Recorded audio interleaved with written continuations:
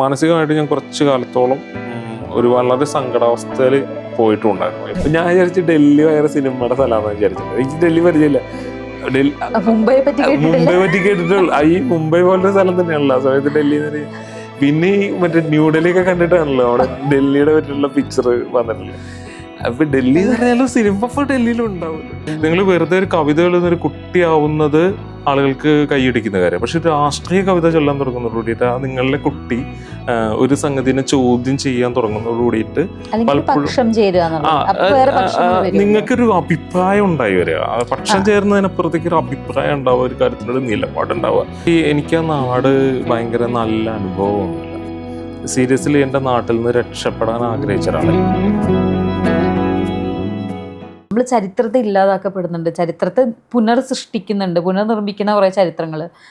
ഇപ്പോൾ കേരളത്തിൽ നമ്മൾ പഠിക്കുന്ന രാഷ്ട്രീയ ചരിത്രം ആവണമെന്നില്ല മറ്റ് സ്റ്റേറ്റുകളിലെ കുട്ടികൾ പഠിക്കുന്നത്. അവിടെ ഈ കോൺഫ്ലിക്റ്റ് വരികയാണ്. ഇപ്പം നമുക്ക് ഈ പറഞ്ഞ പുസ്തകങ്ങൾ അവൈലബിൾ ആണ്, അത് അവൈലബിൾ അല്ലാതാക്കപ്പെടാം. ഈ പറയുന്ന അങ്ങനെയും ഞാൻ അതിൻ്റെ ഒരു ഇപ്പം നമ്മളതൊക്കെ കാണുന്ന ഒരു ത്രെട്ട് പറഞ്ഞാണ്. ഇപ്പം നമ്മൾ പറയില്ലേ, ഇപ്പം കൊളോണിയൽ ഹിസ്റ്ററി എന്ന് പറയുന്നത് ചിലപ്പോൾ തേർഡ് വേൾഡ് കൺട്രീസേ ഇങ്ങനെ പഠിക്കുന്നുണ്ടാവുള്ളൂ. ഒരിക്കലും ബ്രിട്ടീഷ് സ്റ്റുഡൻസിന് അത്രയും ഇൻവോൾവ് ആയിട്ട് അല്ലെങ്കിൽ അത്രയും ഡെപ്തിൽ ഈ ഹിസ്റ്ററി അവർ പഠിക്കുന്നില്ല. അത് വളരെ ബോധപൂർവമായിട്ട് ഒഴിവാക്കപ്പെടുന്ന ഒരു സാധനമാണ്. ഈ ഇല്ലായ്മ ചെയ്യലുകളിലാണ് ഞാൻ ബയാസ് എന്നുള്ളതുകൊണ്ട് ഉദ്ദേശിച്ചത്. പ്രത്യേകിച്ച് ഡോക്യുമെൻ്ററി സിനിമകളിൽ ആ തരത്തിലുള്ള ബയാസ് സ്പേസുകൾ വരുമ്പോൾ അത് നമ്മൾ ചരിത്രത്തെ ഉണ്ടാക്കുകയും ഇല്ലാതാക്കുകയും ചെയ്യപ്പെടാൻ പറ്റുന്ന ഒരു ഇടമല്ലേ എന്നുള്ളൊരു അതിന് അത്രയും പവർ അതിനുണ്ടല്ലോ. ഫിക്ഷൻ പറഞ്ഞതുപോലെ അങ്ങനെയല്ല, പക്ഷെ ഒരു ഡോക്യുമെൻ്ററി സിനിമ അതും ചരിത്രത്തിൻ്റെ ഭാഗമായിട്ട് ഇറ്റ് സ്പീക്സ് എന്നുള്ളത്. ഇപ്പം നമ്മളിപ്പോഴും രാംകേണാൻ പറയുന്നുണ്ട്. അത് ഈ പറഞ്ഞ പോലെ അത്രയും ബോൾഡായിട്ട് അത്രയും കാര്യങ്ങൾ വിശദമായിട്ട് ഇന്നത് സംഭവിച്ചു എന്ന് പറഞ്ഞ് വെക്കുന്ന ഒരു കാര്യമാണ്. ആ ഒരു സ്പേസ് ഉണ്ട് ഡോക്യുമെൻ്ററി സിനിമകൾക്ക്, അതിൻ്റെ പവറും അതിനുണ്ട്. അവിടെ നിൽക്കുമ്പോൾ രാംദാസ് പറഞ്ഞ കുറച്ച് മുന്നേ പറഞ്ഞ സ്റ്റേറ്റ്മെൻറ്റ്, ഒരു ഡയറക്ടറുടെ വിഷൻ ഏറ്റവും കൂടുതൽ പ്ലേ ചെയ്യാൻ റോൾ ഉള്ളത് ഇവിടെയാണ് ദാൻ എ ഫിക്ഷൻ എന്ന് പറഞ്ഞല്ലോ. ആ സ്റ്റേറ്റ്മെൻറ്റിലേക്ക് ഒന്നും കൂടി വരാമോ? അത് ചൗധരി, അതിനകത്ത് എന്താണെന്ന് വെച്ചാൽ നമുക്ക് കൃത്യത ഇല്ലാത്ത ഒരു കാര്യം നമ്മൾ കേട്ടുകേൾവിയുടെ പുറത്ത് ചെയ്താൽ അതിനകത്താണ് ഈ പറഞ്ഞ പ്രശ്നം വരുന്നത്. ഇപ്പം നമ്മുടെ ചാനലുകൾ എടുത്തു നോക്കിയാൽ മതി. ഇപ്പോൾ ഓരോ എല്ലാ സെയിം സ്റ്റോറി പല ചാനലിലും പല പെർസ്പെക്റ്റീവിലും പല ആംഗിളിലും ആയിരിക്കും play ചെയ്യുന്നുണ്ടാവുക.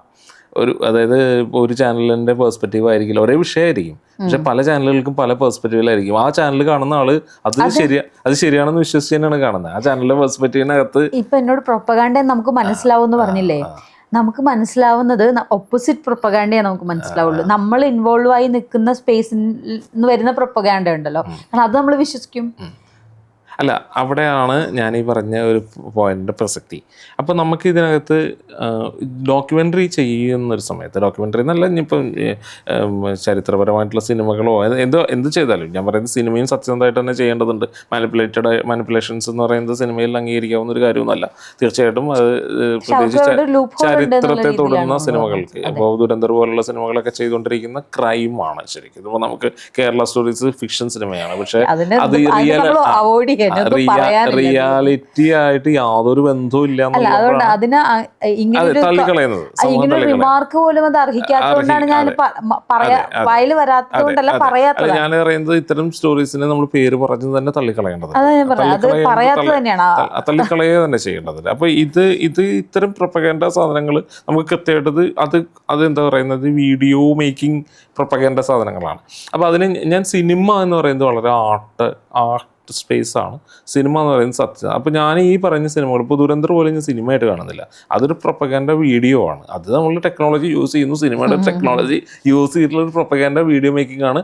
Because why it is A propaganda, അത് അത് ഒരു പൊളിറ്റിക്കലായിട്ടുള്ള ഒരു എയിമിൽ സൃഷ്ടിക്കപ്പെടുന്ന ഒന്നാണെന്ന് വിചാരിക്കുക, അല്ലെങ്കിൽ വേറൊരു കാരണം കൊണ്ട് സൃഷ്ടിക്കുന്നത്, വേറൊരു കാര്യത്തിലുള്ള മാനിപ്പുലേഷൻ അത് ഉദ്ദേശിക്കുന്നുണ്ട്, വേറൊരു രാഷ്ട്രീയ ലാഭം ഉദ്ദേശിക്കുന്നുണ്ട്, വേറൊരു കാര്യം അതുകൊണ്ട് സംഭവിക്കാനായിട്ടൊരു ശ്രമമാണ് ഈ സാധനമെങ്കിൽ അവിടെയാണ് നമുക്ക് ഇതിൽ പ്രൊപ്പഗാൻഡ, അതായത് സത്യം കണ്ടെടുക്കാനുള്ളൊരു ശ്രമമല്ല. അപ്പോൾ സിനിമ എന്ന് പറഞ്ഞാൽ കൃത്യമായിട്ടൊരു ആർട്ടും കൾച്ചറുമാണ്. അതൊരു കൾച്ചറൽ സ്പേസാണ്, ആർട്ട് സ്പേസാണ്. ഈ കൾച്ചറൽ സ്പേസിനും പൊളിറ്റിക്കൽ സ്പേസാണ്. കൾച്ചറൽ സ്പേസാണ്, ആർട്ട് സ്പേസാണ്, പൊളിറ്റിക്കൽ സ്പേസാണ്. ഇത് മൂന്നുമാണ്.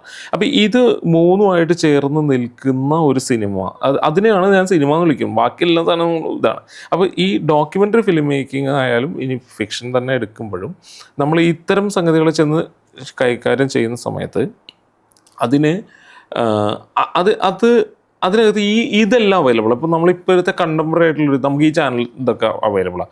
നമുക്ക് മനോരമയ്ക്കൊരു ശരിയുണ്ടാവും, മാതൃഭൂമിക്കൊരു ശരിയുണ്ടാവും, കൈരളിക്കൊരു ശരിയുണ്ടാവും, ഇപ്പുറത്ത് വേറെ ചാനലുകൾക്ക് വേറെ ശരിയുണ്ടാവും. ഈ ശരികളിൽ നിന്നായിരിക്കും ഇവരൊരു ചർച്ച കൊണ്ട് നടക്കുന്നത്. ഇപ്പുറത്ത് നാഷണൽ ചാനലുകൾ കണ്ടു കഴിഞ്ഞാൽ അത് വേറെ പ്രൊപ്പഗൻഡ സാധനങ്ങളാണ്. ഇതെല്ലാം അവൈലബിൾ ആണ്. ഇതിൽ നിങ്ങളെവിടെ നിൽക്കും? അപ്പോൾ സത്യസന്ധമായിട്ടുള്ള സിനിമ ചെയ്യുന്ന ഒരാൾക്ക് ഇതിൽ ഒരു ഡാറ്റയും അയാളുടെ ഡാറ്റയല്ല. ഇപ്പോൾ എൻ്റെ സിനിമകൾ എടുത്ത് നോക്കിക്കഴിഞ്ഞാൽ ഇപ്പോൾ രണ്ടാമത്തെ ഇപ്പോൾ ബിയോണ്ട് ഹേറ്റർ എടുത്തു വിചാരിക്കുക, അല്ലെങ്കിൽ മണ്ണെടുത്താലും മണ്ണിനൊക്കെ കൂടുതൽ ബിയോണ്ട് ഹേറ്റർ എടുത്താൽ ബിയോണ്ട് ഹേറ്ററിൽ നമ്മൾ ചാനൽ വിഷ്വൽസിനെ ഡിപ്പെൻഡ് ചെയ്തിട്ടില്ല.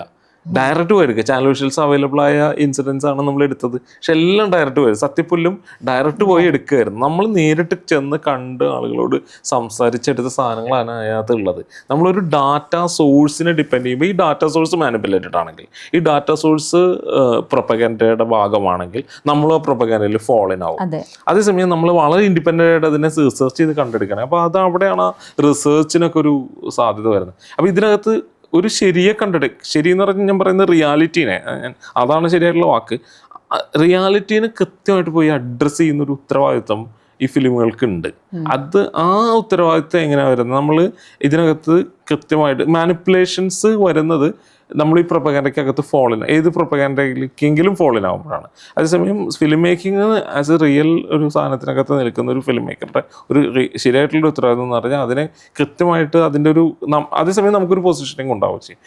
ഇത് ഇനിയിപ്പോൾ നമ്മുടെ പൊസിഷനിങ് ശരിയാണോ തെറ്റാണോ, ഇന്നത്തെ കാലത്തുള്ളൊരു പൊസിഷനിങ് ആണല്ലോ നമ്മൾ ചെയ്യുന്നത്, അത് സിൻസിയറായിട്ട് ചെയ്യുന്നു. നാളെ ഒരു കാലത്ത് ഞാൻ തെറ്റാണെന്ന് വിധിക്കുന്ന ഒരു ജനറേഷൻ ഉണ്ടായി. അത് കുഴപ്പമുള്ള കാര്യമല്ല, അങ്ങനെ ഉണ്ടാവട്ടെ. നമ്മളിലപ്പോൾ അങ്ങനെ ഒരു പക്ഷേ നമ്മൾ ഈ ചെയ്യുന്ന സമയത്ത് നമ്മൾ ഏതെങ്കിലും കാര്യത്തിനോട് ഒരു കാര്യത്തിനോട് നമ്മൾ ഇതിനകത്ത് വീണിട്ടുണ്ടെങ്കിൽ, ഞാൻ പറയുന്നത് ഈ ബയാസ്ഡ് എന്ന് പറയുന്നത്, ആ ബയാസ്ഡ് പൊസിഷൻ ആർക്ക് വേണ്ടിയിട്ട് എടുക്കണം എന്നുള്ളതാണ്. എന്തായാലും ഒരു കാര്യത്തിനകത്ത് നമുക്കൊരു പൊസിഷനിങ് ഉണ്ട്. ആ ബയാസ്ഡ് പൊസിഷൻ എടുക്കേണ്ടത് എന്താണോ ആ മൂവ്മെന്റ്. ഇപ്പൊ മണ്ണ് സംസാരിക്കുന്ന എന്തിനോട് നമ്മൾ ചേർന്ന് വെക്കണം എന്നുള്ള അവിടെയാണ് ആ നിലപാടെന്ന് പറയുന്നത്. ആ നിലപാടില്ലാതെ നമുക്കൊരു സാധനത്തിനെ മുന്നോട്ട് കൊണ്ടുപോകാൻ പറ്റില്ല. അത് കണ്ടെടുക്കുന്നിടത്ത് റിസർച്ചിൽ ആളുകളായിട്ട് സംസാരിക്കുന്നതിൽ അതിനകത്ത് അങ്ങനെ എല്ലാ സാധനങ്ങൾക്കും വലിയൊരു പ്രാധാന്യമുണ്ട്. അങ്ങനെയാണ് അത് പോകുന്നത്. അതെ, മണ്ണിന് ശേഷം ചെയ്ത beyond hatred and power we keep singing ഞാൻ ഭയങ്കരമായിട്ട് പേഴ്സണലി കുറച്ചും കൂടി ക്ലോസ് ടു ഹാർട്ടായിട്ടുള്ളൊരു ഡോക്യുമെൻ്ററിയാണ്. ബോഡി പൊളിറ്റിക്സ് വളരെ ഡീപ്പായിട്ട് പറയുന്നൊരു വർക്കായിരുന്നു. അതിൽ കുറേ എലമെൻറ്റ്സ് ഉണ്ട്. അത് രാംദാസ് തന്നെ അത് പറഞ്ഞോളൂ, എക്സ്പ്ലെയിൻ ചെയ്തോളൂ, എവിടെ നിന്നാണ് അത് വരുന്നത്. അല്ല, ആ സിനിമ ശരിക്ക് എന്താ വെച്ചാൽ പലപ്പോഴും ഞാൻ പറഞ്ഞല്ലേ, നമ്മളിപ്പോൾ ഈ ശരീരത്തോടൊക്കെ പലപ്പോഴും പല രീതിയിൽ നമ്മളെല്ലാം, ഞാൻ പറയുന്നത് ഏതെങ്കിലും തരത്തിലൊക്കെ ഇപ്പോൾ തടിച്ച മനുഷ്യരും മെലിഞ്ഞ മനുഷ്യരും നിറം കുറഞ്ഞ മനുഷ്യരും നല്ല നിറമുള്ള മനുഷ്യരും. ഇപ്പോൾ കഴിഞ്ഞ ദിവസം തന്നെ ഇപ്പോൾ മറ്റേ കോളേജിലെ ഇയാളെ ഒരു അധ്യാപകൻ്റെ ഇത് പുറത്തു വരികയും നിതിൻ എന്ന് പറയുന്ന ഒരു ദളിത് വിദ്യാർത്ഥി കൊല്ലപ്പെടുകയും ചെയ്തൊരു ഇത് ഇപ്പം ചർച്ച ചെയ്തുകൊണ്ടിരിക്കുന്ന കാലം. അപ്പോൾ കോളേജിലെ അധ്യാപകർ ഏത് രീതിയിലുള്ള ബോഡി അവഹേളനമാണ്, ഷേമിംഗ് ആണ് നടത്തിയിരുന്നത് എന്നുള്ളത് നമ്മൾ കാണുന്നുണ്ട്. അപ്പോൾ എല്ലാ തരത്തിലും ഇത് നടക്കുന്നുണ്ട്. അപ്പോൾ ഇത് ഏതെങ്കിലും തരത്തിലൊക്കെ എല്ലാ ഇതിലും. അപ്പം ഞാൻ ഇപ്പം ബിയോണ്ട് ഹേറ്ററിനകത്ത് എന്ന് വെച്ച് കഴിഞ്ഞാൽ അത് കൃത്യമായിട്ട് ആർട്ടിൻ്റെ ഒരു കൊളാഷ് സ്പേസ് ആണത്. ഒരു ആർട്ടിനൊരു കൊളാഷ് ഫോമിൽ സമീപിക്കുകയാണ് ചെയ്തത്. ശരീരത്തെ നമ്മൾ അതുവരെ ഈ സിനിമകൾ പൊതുവെ പ്രത്യേകിച്ചും സ്ത്രീ ശരീരങ്ങളെ എപ്പോഴും ഈ സെക്ഷൽ ഒബ്ജക്റ്റായിട്ട് അതൊരു ഒരു മെയിൽ ഗെയ്സിനകത്ത് പ്രതിഷ്ഠിക്കാനുള്ള ഒരു സാധനം. അതെ അതെ. അപ്പൊ അതിനെ എന്ത് ചെയ്താലും അവരുടെ ജോലി എന്ന് പറഞ്ഞാൽ B sexy, crying B sexy, എന്ത് ആക്ഷൻ ചെയ്താലും B sexy and do that.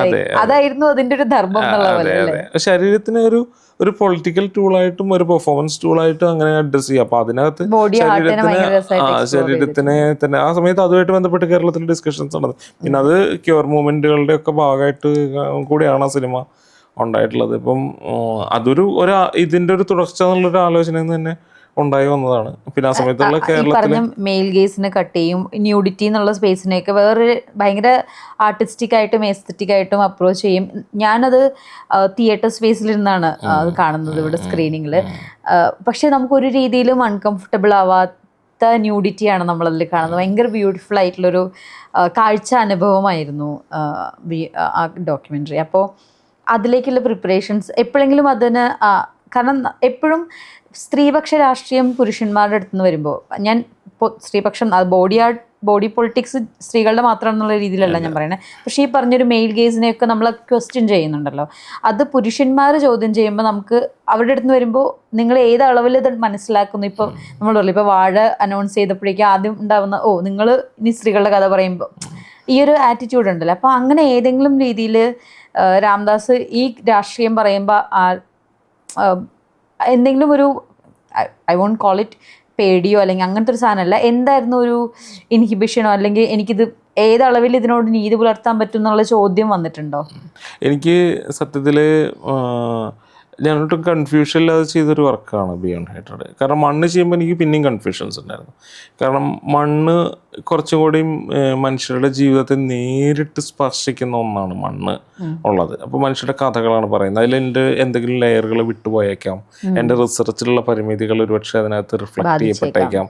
പിന്നെ ഞാനൊരു തമിഴ് കമ്മ്യൂണിറ്റിയിൽ നിന്ന് വന്ന ഒരു ആളല്ല. കേരളത്തിലെ സാധാരണ കേരളത്തിൻ്റെ ഒരു വേറൊരു ലാൻഡ്സ്കേപ്പിൽ ജീവിച്ചതാണ്. പക്ഷെ അതേസമയം എനിക്കൊരു മൈഗ്രേഷൻ്റെ ഡൽഹി മൈഗ്രേഷൻ ഉണ്ട്. പക്ഷെ അതൊരു കുടുംബപരമായിട്ടുള്ള മൈഗ്രേഷനോ അല്ലെങ്കിൽ തലമുറകളുടെ മൈഗ്രേഷൻ്റെ ഒന്നും അല്ല, നമ്മളായിട്ട് തീരുമാനം എടുത്ത് പോകുന്ന ഒരു ചോയ്സ് ആണ്. അതേസമയം എന്താ പറയുന്നത്, കൊളോണിയൽ ജീവിതങ്ങളുടെ ബാക്കി പത്രം എന്നുള്ള പോലെ വരുന്ന മൈഗ്രേഷൻ അങ്ങനെയല്ല സംഭവിക്കുന്നത്. അപ്പോൾ അത് പക്ഷെ അപ്പോഴും ആ മൂവ്മെൻ്റായിട്ട് നമുക്ക് അങ്ങനെ ഹൃദയം കൊണ്ടൊരു ഒരു ഒരു ഭയങ്കര ഹൃദയബന്ധം തോന്നിയത് കൊണ്ട് പിന്നെ മനുഷ്യരോടുള്ള ഇതിലൊക്കെയാണ് ആ സിനിമ, അതിൻ്റെ ഇമോഷണൽ ഇതിലൊക്കെയാണ്. പക്ഷേ ഞാൻ ഒരുപാട് പണിയെടുക്കുന്നുണ്ട് അതിനകത്ത്. അതായത് ഞാൻ ഏതാണ്ട് ഒരു 100-150 പേരെങ്കിലും ആ സിനിമയുടെ പല ഘട്ടങ്ങളിൽ ഞാൻ ആ സിനിമ കൊണ്ടുപോയി കാണിച്ചിട്ടുണ്ട്. തമിഴ്നാട്ടിലും ഇവിടെയൊക്കെ മണ്ണ് കാണിച്ചിട്ടുണ്ട്. അതിൻ്റെ പല റഫ് എഡിറ്റ് വേർഷൻസിലും പല പല പല പല ഡിസ്കഷൻസിലും ഞാൻ ഒരുപാട് ഡിസ്കസ് ചെയ്യപ്പെട്ട് ഒരുപാട് വർക്ക് ചെയ്തത്. കാരണം എനിക്കത് ആ സിനിമ ചെയ്തുകൊണ്ടിരിക്കുമ്പോൾ എൻ്റെ ഒരു ഇതുണ്ടായിരുന്നത് അതിനകത്ത് ഈ പറഞ്ഞ രീതിയിലുള്ള ഒരു പ്രൊപ്പഗാൻഡ ഫോളിൻ സാധനമോ അല്ലെങ്കിൽ മറ്റേതോ അല്ലാത്ത രീതിയിൽ കൃത്യമായിട്ട് അതിനെ കൃത്യമായിട്ട് അടയാളപ്പെടുത്തുന്ന ഒന്നായി മാറണമെന്ന് ഒരു സംഗതി ഉണ്ടായിരുന്നു. എൻ്റെ ഭാഗത്തു നിന്ന് അതിനകത്തൊരു വീഴ്ച ഉണ്ടാവരുതെന്നൊരു ചിന്ത അതിനകത്തുണ്ടായിരുന്നു. അതെ. അപ്പൊ ആ സ്പേസ് അങ്ങനെ ഒരു തോട്ട് രണ്ടാമത്തെ ബിയോണ്ട് ഹേറ്റഡിന് ഉണ്ടായിട്ടില്ല എന്ന് പറയുന്നത് അല്ല, തിരിച്ചാണ്. ബിയോണ്ട് ഹേറ്റഡിൽ ഞാൻ എത്രയോ കാലം കൊണ്ടു നടന്നിട്ടുള്ള എൻ്റെ എല്ലാതരം ഇൻഹിബിഷൻസിനെയും എൻ്റെ പരിമിതികളെയും ഒക്കെ ഞാൻ പേഴ്സണലി ബ്രേക്ക് ചെയ്ത ഒരു സിനിമയാണ് ബിയോണ്ട് ഹേറ്റഡ്. ബിയോണ്ട് ഹേറ്റഡ് അതെന്താ വെച്ചാൽ, ഇപ്പം നമ്മൾ നാട്ടിൽ വളർന്നു വരുമ്പോൾ തന്നെ എൻ്റെ സ്വന്തം വീടിനകത്ത് പോലെ എനിക്ക് 2 അനിയത്തിമാരാണ്. ഞാൻ ഒരു പുരുഷൻ എന്നുള്ള ഒരു എന്താ ആൺകുട്ടി എന്നുള്ള സ്പേസിലാണല്ലോ മൂത്ത മകൻ. പക്ഷെ എനിക്ക് അങ്ങനെ വീടിനകത്ത് ഒരു സ്പെഷ്യൽ കൺസിഡറേഷൻ അല്ലായിരുന്നു. മറിച്ച് പലപ്പോഴും ഉത്തരവാദിത്തങ്ങളുടെ ഇല്ല. പക്ഷെ ഇപ്പോൾ എന്താ വെച്ചാൽ ഞാൻ അച്ഛൻ്റെ അമ്മയുടെയും ഞാൻ അതിലേക്കും കൂടെ വരാം. എൻ്റെ ഈ ട്രോമാറ്റിക് ആയ ഒരു കുട്ടിക്കാലത്തെ പറ്റി പറഞ്ഞല്ലോ. എൻ്റെ പാരൻസ് തമ്മിലുള്ള വലിയ വലിയ പ്രശ്നങ്ങൾ 2 പേരുടെ ഇടയിലുണ്ടായിരുന്നു. അപ്പോൾ എനിക്ക് ഭയങ്കര ഒറ്റപ്പെടലിൻ്റെ ഇതിലുണ്ടായിരുന്നു. അപ്പോൾ അച്ഛൻ്റെ ഭാഗത്തു നിന്നായാലും എൻ്റെ അച്ഛൻ എന്നോടുള്ളൊരു സമീപനം എന്ന് പറയുന്നത് വളരെ ബ്രൂട്ടലായ സമീപനം ഉണ്ടായിരുന്നു. പുള്ളി കുറേ കാലം കഴിഞ്ഞ് വീട് വിട്ടു പോകുന്നുണ്ട്. അപ്പോൾ അങ്ങനെ അച്ഛനില്ലാത്ത ഇപ്പോൾ വർഷങ്ങളോളം അച്ഛൻ കൂടെ നിൽക്കാതിരിക്കുന്ന സാഹചര്യത്തിലൊക്കെയാണ് ഞാൻ വളരുന്നത്. അതിനിടയ്ക്ക് വീട് വെച്ച് മാറുന്നുണ്ട് നമ്മൾ. അച്ഛൻ നമ്മളെ ഒരു കാലത്തും അങ്ങനെ കൃത്യമായിട്ടൊരു അച്ഛൻ്റെ തണല് ഒരു കാലത്തും ഉണ്ടായിട്ടില്ല. പക്ഷേ എൻ്റെ കോളേജ് പീരീഡിലൊക്കെ ആകുമ്പോഴേക്കും അച്ഛൻ പൂർണ്ണമായിട്ടും വിട്ടു പോകുന്നുണ്ട്. പക്ഷെ അതിന് മുമ്പ് അച്ഛൻ നാട്ടിലില്ലായിരുന്നു. അപ്പം വല്ലപ്പോഴൊക്കെ വന്നു പോകുന്നൊരു അതിഥി പോലെ ഉണ്ടായിരുന്നുള്ളൂ അച്ഛൻ എല്ലാ കാലത്തും. പക്ഷെ വരുമ്പോൾ വളരെ ബ്രൂട്ടലായിട്ടുള്ള ഒരു പീരീഡും ആ സമയത്ത് ഉണ്ടായിരുന്നു. പിന്നെ അച്ഛന് കുറച്ച് മറ്റ് പല പ്രശ്നങ്ങളും ഉണ്ടായിരുന്നു. അപ്പോൾ അച്ഛൻ്റെ സ്വഭാവ സവിശേഷതകളുടെയും ഒക്കെ ഭാഗമായിട്ടുള്ള കുറേയധികം മറ്റ് കുറേ പ്രശ്നങ്ങൾ, അതായത് ഇവരുടെ ദാമ്പത്യത്തെ എല്ലാ കാലത്തും ഒലച്ചിട്ടുണ്ട്. അപ്പോൾ അമ്മയുടെ ഒരു പെയിനിലാണ് അമ്മയായിട്ട് ക്ലോസ് ആയിരുന്നു എന്ന് വെച്ച് കഴിഞ്ഞാൽ, ഈ പറഞ്ഞ പോലെ അമ്മ ജോലി ചെയ്യുന്നുണ്ടായിരുന്നു. അപ്പോൾ അമ്മയ്ക്കും അമ്മയുടേതായ തിരക്കുകളുണ്ടായിരുന്നു. അപ്പോൾ പിന്നെ അനിയത്തിമാരെ ആ സമയത്ത് ഈ ഒരു ഹോസ്റ്റലിലേക്ക് അവർ മാറുന്നത്. അപ്പോൾ ഞാൻ പറയുന്നത്, ഇപ്പോൾ എനിക്ക് വീടിനകത്ത് ഇങ്ങനെ ചുറ്റുപാടും മുഴുവൻ ബഹളം സംഭവിക്കുമ്പോൾ ആ ബഹളത്തിനകത്ത് ഒരു ഒറ്റക്കുട്ടിയുടെ ഒരു പിന്നെ പലപ്പോഴും ഞാൻ എൻ്റെ പേഴ്സണലി ഞാനത് എൻകൗണ്ടർ ചെയ്തിട്ടുള്ള എനിക്കൊരു ചെറിയൊരു ഈ ഹൈപ്പർ ആക്ടിവിറ്റിയുടെ കുറേ സിംറ്റംസ് പല സമയങ്ങളിലും ഞാൻ ചെറിയ കുട്ടിയൊക്കെ ആകുമ്പോൾ ഉണ്ടായിരുന്നതാണ് ഞാൻ മനസ്സിലാക്കുന്നത്. ഇപ്പോൾ ടോട്ടജാനൊക്കെ പലപ്പോഴും മറ്റേ ചിന്ത എനിക്ക് പലപ്പോഴും കണക്ട് ചെയ്യാൻ പറ്റുന്നുണ്ട്. ഈ ജനാലഗിരിയിൽ ഒരു വികൃതി കുട്ടി, എന്തിനും വികൃതി എന്നൊരു പേരും ഒക്കെ ഉണ്ടായിരുന്നു. വളരെ ഹൈപ്പർ ആക്ടിവിറ്റിയുടെ കുറേ മാനറിസംസ് ഒക്കെ ഉണ്ടായിരുന്നു ആ സമയത്ത്. അപ്പോൾ ഇത് നമ്മൾ അപ്പോൾ എല്ലാ സമയത്തും ഇങ്ങനെ അടിച്ചമർത്തപ്പെട്ടിട്ടുണ്ട്. അപ്പം ഞാൻ രണ്ടായിട്ട് തന്നെ വളർന്നിട്ടുള്ളത്. ഞാൻ പറയുന്നത് പുരുഷൻ സ്ത്രീ എന്നുള്ള ഈ ബൈനറി സ്പേസ് നമ്മളിങ്ങനെ അറിയുന്നുണ്ട്. നീ ആൺകുട്ടിയാണെന്നുള്ളത് വളരെ പോസിറ്റീവായിട്ട് മാത്രമല്ല, പലപ്പോഴും നെഗറ്റീവായിട്ടും അത് പറയപ്പെട്ടിട്ടുണ്ട്. അതായത് ആൺകുട്ടി എന്നുള്ളത് നെഗറ്റീവായിട്ട് പറയപ്പെട്ടു എന്ന് പറയുമ്പോൾ അതിന് ജെൻഡർ ഇതിൻ്റെ പ്രിവിലേജിൻ്റെ അകത്തല്ല, അതാണ് ഞാൻ പറയുന്നത്. അതായത് ഇപ്പോൾ പലപ്പോഴും ഫാദറായിട്ട് കണക്ട് ചെയ്ത് പറയും, അയാളുടെ മകനല്ലേ, ആ രീതിയിൽ ആളുകൾ സംസാരിക്കും. ഈ പൈതൃകം എന്ന് പറയുന്ന ഒരു പാട്രിയാർക്കിയുടെ അകത്ത്. അപ്പൊ ഞാനിതല്ല, ഞാനിങ്ങനെ അല്ല, പലപ്പോഴും ഈ പാട്രിയാർക്കിയായിട്ട് കണക്ട് ചെയ്തിട്ടാണ് നമ്മളെ പലപ്പോഴും ഇങ്ങനെ പറയാ. അല്ല, അങ്ങനെ വരുമ്പോഴേ നമ്മുടെ ഉള്ളിൽ തന്നെ we have a feeling to prove otherwise. എപ്പോഴും ഞാൻ അച്ഛനല്ല എന്ന് പ്രൂവ് ചെയ്യാൻ എനിക്ക് അങ്ങനെ കൂടുതൽ ഞാൻ ആ സ്പേസിൽ നിന്ന് ഓടിപ്പോവാനാണ് എല്ലാ സമയത്തും ശ്രമിച്ചിട്ടുള്ളത്. എനിക്ക് അതെല്ലാം ഒന്ന് പ്രൂവ് ചെയ്യാം അങ്ങനെ ഒരു വാശിയൊന്നും അല്ല. പക്ഷെ ഇത് അതിനപ്പുറത്ത് അത് ഇങ്ങനെ മാറിക്കിടക്കുകയാണ് എല്ലാ സമയത്തും. ആ ഒരു ഇതിന്റെയൊക്കെ ഭാഗമായിട്ടായിരിക്കും ഡൽഹി അല്ലെങ്കിൽ എനിക്ക് പൊതുവേ എൻ്റെ നാട് അല്ലെങ്കിൽ ഈ വീട്, ഈ സാമൂഹ്യ അവസ്ഥ എന്നൊക്കെ പറയുന്നത് പലപ്പോഴും മനുഷ്യരെ, അതായത് പ്രശ്നത്തിലുള്ള മനുഷ്യരെ കൂടുതൽ പ്രശ്നത്തിലാക്കുകയും അതേസമയം ഏതെങ്കിലും തരത്തിൽ മറ്റു തരത്തിലുള്ള പ്രിവിലേജുകൾ എടുക്കാൻ പറ്റുന്ന മനുഷ്യരെ പലതരത്തിലുള്ള വളർത്തി കൊണ്ടുപോവുകയും ചെയ്യുന്ന ഈ ഭയങ്കരമായിട്ടുള്ള ബൈനറി സ്പേസ് ആയിട്ടാണ് ഞാൻ എപ്പോഴും ആ സ്പേസിനെ ഫീൽ ചെയ്തിട്ടുള്ളത്. അപ്പോൾ എനിക്ക് ആ എക്സ്പോഷർ പല കാരണങ്ങളാണ്. പക്ഷെ അതൊന്ന് ഓടിപ്പോകുക എന്നുള്ളത് പറയുമ്പോഴും ഞാൻ വേറെ കാര്യങ്ങൾ എക്സ്പീരിയൻസ് ചെയ്യാനുള്ള യാത്രയും കൂടി ആയിരുന്നു അത്. ഇന്നത്തെ കാലത്താണെങ്കിൽ ഒരു യൂട്യൂബൊക്കെ ചാനലൊക്കെ തുടങ്ങിയിരുന്നു, നന്നായതുകൊണ്ട് യൂട്യൂബ് ചാനലിൻ്റെ എക്സ്പോഷർ ഇല്ലായിരുന്നു. അപ്പോൾ ഇതൊക്കെ വേറെ രീതിയിലും കൂടി നമ്മൾ ലൈഫിനെ എക്സ്പ്ലോർ ചെയ്യുന്നതിൻ്റെ ഭാഗമാണ്. അപ്പോൾ ഞാൻ പറയുന്നത് വെച്ചാൽ എല്ലാ കാലത്തും ഈ ബൈനറി സ്പേസസ് നമ്മളെങ്ങനെ അടിച്ചമർത്തിയിരുത്തുന്നത് എല്ലാ കാലത്തും ഉണ്ടായിട്ടുണ്ട്. ഞാൻ പഠിക്കുന്ന സമയത്ത് പെൺപിള്ളേരുടെ ബെഞ്ചിരുന്നത് ശിക്ഷയായിരുന്നു എൻ്റെ സ്കൂളിൽ. പെൺകുട്ടികളുടെ ബെഞ്ചിരുത്താന്നുള്ള കുട്ടികൾ, ഞാൻ ആ സമയത്ത് എനിക്ക് അങ്ങനെ വലിയ സ്ത്രീ സുഹൃത്തുക്കളൊന്നും ഇല്ല ശരിക്കും. അത് ഇല്ല, അങ്ങനെ കൂട്ടുകാർ എന്നുവെച്ചാൽ ഒരു നോട്ട്. അപ്പൊ ഈ ഒരു സെപ്പറേഷൻ എല്ലാ സമയത്തുണ്ട്. കോളേജിലെത്തുമ്പോൾ കുറേ മാറുന്നുണ്ട്, പക്ഷെ എല്ലാ കാലത്തും അത് ഈ ഒരു ബൈനറി സ്പേസ് ഇങ്ങനെ. അപ്പം എല്ലാ തരത്തിലുള്ള ഇൻഹിബിഷൻസും ഇങ്ങനെ പല പല സമയത്ത് നമ്മുടെ അകത്തേക്ക് ഇങ്ങനെ ഉണ്ടായിട്ടുണ്ട്. പിന്നെയാണ് ഞാൻ 2 മാറ്റങ്ങളാണ് എൻ്റെ ഡൽഹി ജീവിതത്തിൽ ഉണ്ടാക്കുന്നത്. അതായത് ഒന്ന്, നമ്മൾ ഇവിടെ നിന്ന് വളർന്നു വരുന്നൊരു കൾച്ചറൽ പരിസ്ഥിതി, പൊളിറ്റിക്കൽ സ്പേസ് എന്ന് പറയുന്നത് പ്രോഗ്രസീവ് ആണെന്ന്, കേരളം പ്രോഗ്രസീവ് ആയിട്ടുള്ളൊരു സ്പേസിനകത്ത് നിന്നാണെന്ന് നമ്മൾ ഓൾറെഡി കൺസീവ്ഡ് ആണ്. അതിനകത്തുള്ള പ്രശ്നങ്ങളെ നമുക്കുള്ളൂ. ഒരു പാൻ ഇന്ത്യൻ പ്രശ്നങ്ങൾ നമ്മുടെ അധികമില്ല, നമുക്ക് ഇതിനകത്തുള്ള പ്രശ്നങ്ങൾ. അപ്പോൾ അത് രണ്ടാമത്തത്, എൻ്റെ വായനയിൽ ഡൽഹിയിലെത്തുമ്പോൾ എൻ്റെ വായനയ്ക്കകത്ത് ഈ അംബേദ്കറും ക്യൂർ പൊളിറ്റിക്സ് ഒക്കെ കടന്നു വരുന്നുണ്ട്. ഇപ്പോൾ ഫയർ പോലുള്ള സിനിമകൾ ഉണ്ടാകുന്നത്. സിനിമകൾ കുറച്ചുകൂടി ഞാൻ ആ സമയത്ത് നന്ദിദാസിനൊക്കെ ഇൻ്റർവ്യൂ ചെയ്യുന്നുണ്ട്. ഒരു പുസ്തകം അത് പറഞ്ഞില്ല, നന്ദിതയുടെ അതിൽ വന്നിട്ടുണ്ട്. അപ്പോൾ ഞാൻ ആ സമയത്തുള്ള എഴുത്തുകളുടെ ഭാഗമായിട്ടൊക്കെ അപ്പോൾ ഇവരൊക്കെ പോയി കാണുന്നുണ്ട്. ഇപ്പോൾ ഈ ഒരു മൂവ്മെൻറ്റുകളൊക്കെ മനസ്സിലാവുന്നുണ്ട്. അപ്പോൾ ജെൻഡറിനെ നമ്മൾ കാണേണ്ടത്, ഞാനിപ്പോഴും ജെൻഡറിനെ ഒരു ബൈനറി സ്പേസ് എന്നല്ലാതെ ഞാനൊരു ക്യൂർ സ്പേസ് ജെൻഡറിനെ വായിക്കാൻ പഠിക്കുന്നുണ്ട്. പിന്നെ അംബേദ്കറിനോടുള്ള ഒരു വായനയും അംബേദ്കർ മൂവ്മെൻറ്റുകളെ കുറച്ചും കൂടി മനസ്സിലാക്കാൻ പറ്റുകയും ചെയ്യുന്നത് നമ്മുടെ കാഴ്ചനെ വേറെ രീതിയിലും അത് സ്വാധീനിക്കുന്നുണ്ട്. അപ്പം ഇതിലെല്ലാം കൂടി ചേരുമ്പോൾ എന്നെ സംബന്ധിച്ചുള്ള എത്രയോ കാലമായിട്ട് ഞാൻ ചെയ്യാൻ ആഗ്രഹിച്ച ഒരു സാധനമായിരുന്നു. ഒരുപക്ഷെ മണ്ണിന് മുമ്പ് തന്നെ സംഭവിക്കാമായിരുന്ന ഒന്നാണ് ശരിക്കും പറഞ്ഞാൽ ബിയോണ്ട്. കാരണം ബിയോണ്ട് എൻ്റെ 2009-10 തൊട്ടിട്ടേ അത് ബിയോണ്ടിൻ്റെ ബേസിക് ഐഡിയ എത്രേ ഉള്ളൂ. അതായത് ഈ മനുഷ്യർ തമ്മിലിങ്ങനെ വലിയ വൈജാത്യങ്ങളുള്ള വിവിധങ്ങളായിരിക്കുമ്പോൾ തന്നെയും അതിനെ പെയിൻ്റ് അടിക്കുന്നതോടുകൂടി മനുഷ്യൻ്റെ എല്ലാതും അങ്ങ് മാഞ്ഞു പോകുന്നുണ്ട്. ഈ പറയുന്ന ജെൻഡറിൻ്റെ എല്ലാ തരത്തിലുള്ള ബൈനറി ഇതെല്ലാം മാഞ്ഞു പോകുന്നു. മനുഷ്യരെല്ലാവരും യൂണിഫൈ ചെയ്തെടുക്കാൻ ആർട്ടിന് പറ്റും. അപ്പോൾ ഇങ്ങനെ പെയിൻ്റ് അടിക്കുന്നതിന് മുമ്പ് ഞാനായിട്ടും ചാതിരിയായിട്ടും ഒക്കെ ഇരുന്ന് സംസാരിക്കുന്ന ഒരു സ്ഥലത്ത് നിന്ന് പെയിൻ്റ് അടിച്ച് തുടങ്ങുന്നതോടുകൂടി നമ്മുടെ തമ്മിലുള്ള എല്ലാത്തരം വൈജാത്യങ്ങളും വൈജാത്യങ്ങളെയും വൈജാത്യങ്ങളുണ്ട്, വൈജാത്യമാണ് ഇന്ത്യ, അത് അതിൻ്റെ അകത്തുള്ള വൈവിധ്യമാണ് ഇന്ത്യ. അത് അങ്ങനെ തന്നെ നിൽക്കുകയും വേണം. ഈ വൈവിധ്യങ്ങളെ നശിപ്പിക്കാൻ നോക്കുന്നതാണ് ഇപ്പോൾ നമ്മൾ അനുഭവിക്കുന്ന ഒരു വലിയ പ്രശ്നം. വൈവിധ്യമാണ് എന്നുള്ളത് മനസ്സിലാക്കുന്നത്. ഈ വൈവിധ്യങ്ങൾക്കകത്തുള്ള ഈ പറഞ്ഞ യൂണിറ്റി എന്ന് പറയുന്ന ഒരു സാധനമുണ്ട്. ഈ യൂണിറ്റി എന്നുള്ളത് തന്നെ ആണോ എന്നുള്ളത് പോലും എനിക്കറിയില്ല. കോ എക്സിസ്റ്റിംഗ് ആണ് യൂണിറ്റി എന്നുള്ള വാക്ക് പോലും എല്ലാവർക്കും കൊണ്ടുവരാം ഒരു ഇതിലേക്ക് ഒരു ജനറൽ ഒരു ചരടിൽ ഒരേ ആശയത്തിലേക്കോ ഒരു കലയിലേക്കോ ഒക്കെ മനുഷ്യരെ ഒന്നിച്ച് ചേർക്കാൻ കഴിയുന്ന ടോളറൻസിനെ പറ്റി നമ്മൾ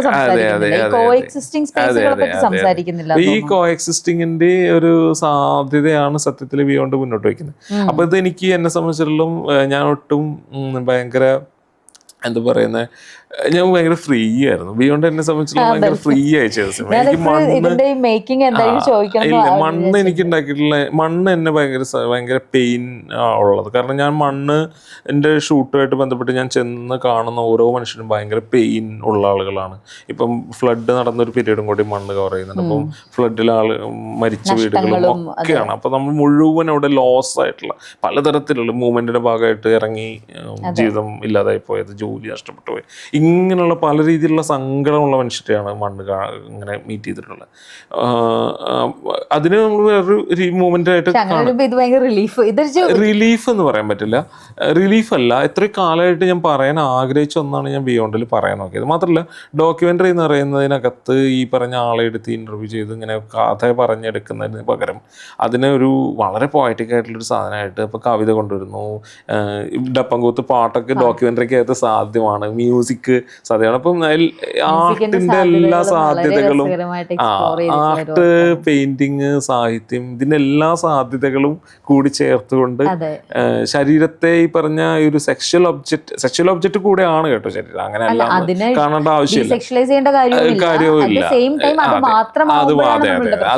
അത് ഒരാളെങ്ങനെ അതിന് മറ്റേ കൺസീവ് ചെയ്യുന്നു. ഇപ്പൊ എനിക്ക് എൻ്റെ ശരീരത്തെ ഞാൻ കൺസീവ് ചെയ്യുന്നത് ഒരു പൊളിറ്റിക്കൽ സാധനമോ അല്ലെങ്കിൽ ടൂളോ അല്ലെങ്കിൽ ഒരു പെർഫോമൻസ് ടൂളോ ആണ് എങ്കിൽ അങ്ങനെയാണ്. അപ്പം ഈ ആൺനോട്ടത്തിൻ്റെ ഈ കാഴ്ചകൾ മുഴുവൻ പൊളിക്കാനുള്ള, പക്ഷെ അതേസമയം അതിലേക്ക് എന്ത് കൊണ്ടുവരും എന്ന് അത് വെറുതെ അങ്ങനെ ഒരു സ്പേസ് ആലോചിച്ചിരിക്കുമ്പോൾ അതേ സമയത്ത് തന്നെയാണ് കേരളത്തിലെ മറ്റേ വാളയാറിലെ കുട്ടികളുടെ മരണം ഉണ്ടാവുന്നു, കത്തുവയും ഹത്രാസും പോലെയുള്ള സംഭവങ്ങൾ ഉണ്ടാവുന്നു. കുട്ടികളോടുള്ള ഈ കുട്ടികൾ കൊല്ലപ്പെടുകയും കുട്ടികൾ പീഡിപ്പിക്കപ്പെടുകയും ചെയ്യുന്ന, അല്ലെങ്കിൽ കുട്ടികളോടുള്ള ഇതെല്ലാ കാലത്ത്, കാരണം എൻ്റെ പഴയൊരു ഈ പറഞ്ഞ പലതരത്തിലുള്ള ഈ ട്രോമാറ്റിക് ആയിട്ടുള്ള അനുഭവങ്ങളിൽ കിടന്നൊരു കുട്ടി ഇപ്പോഴും കരഞ്ഞുകൊണ്ടിരിക്കുന്നുണ്ട് ഉള്ളിൽ. അപ്പോൾ ആ കുട്ടികൾക്ക് നേരെയുള്ള ഏത് അതിക്രമവും നമ്മളെ ഭയങ്കരമായിട്ട് ബാധിക്കും. അപ്പോൾ എനിക്ക് ഇപ്പോഴും കുട്ടികൾ കൊല്ലപ്പെടുന്ന വാർത്തകളൊന്നും എനിക്ക് വായിക്കാൻ പറ്റില്ല. കുട്ടികൾ കൊല്ലപ്പെടുന്ന കാര്യങ്ങൾ, കുട്ടികളോട് ഭയങ്കരമായിട്ടുള്ള എന്താ പറയുക ബ്രുട്ടാലിറ്റി കാണിക്കുന്ന ഇൻസിഡൻസ് ഒക്കെ എനിക്ക് എൻ്റെ പഴയൊരു കുട്ടീനെ അത് ട്രിഗർ ചെയ്യിക്കും. അപ്പോൾ അതുകൊണ്ട് എനിക്ക് ആ കുട്ടികൾ മരിച്ചതും എന്നെ അതുപോലെ ട്രിഗർ ചെയ്യിച്ച സ്ഥാനമായിരുന്നു. പക്ഷെ ആ ട്രോമയ്ക്കകത്തേക്ക് അപ്പുറത്തേക്ക് ആ ഒരു വിഷയം എടുക്കുകയും ട്രോമാറ്റിക് ആവുന്നതിനപ്പുറത്ത് അതിനെ കുറച്ചുകൂടി പൊളിറ്റിക്കലായിട്ടുള്ള വേറെ രീതിയിലൊരു എക്സ്പെരിമെന്റൽ ആയിട്ടുള്ള സാധനമായിട്ട് അതിനെ പ്രസന്റ് ചെയ്യും. ഞാൻ ബിയോണ്ട് കുറെ കൂടെ ഇതായിരുന്നു. പക്ഷെ ബിയോണ്ട് എനിക്ക് ഡോക്യുമെന്ററി എന്നുള്ള ഒരു ഇതിനകത്ത് അല്ലാതെ എവിടെയോ ആണ് ഇടയ്ക്ക് കിടക്കുന്നത്. ഫിക്ഷൻ ഇല്ല അതിനകത്ത്, ഒന്നും ഫിക്ഷനൈസ് ചെയ്തിട്ടില്ല, ഒട്ടും ഫിക്ഷനൈസ് ചെയ്തിട്ടില്ല. പക്ഷെ നോൺ ഫിക്ഷൻ സ്പേസിനകത്ത് ആണ് സിനിമ. പക്ഷേ ഉണ്ട്, അത് നോൺ ഫിക്ഷൻ പെർഫോമൻസ് ആണ്.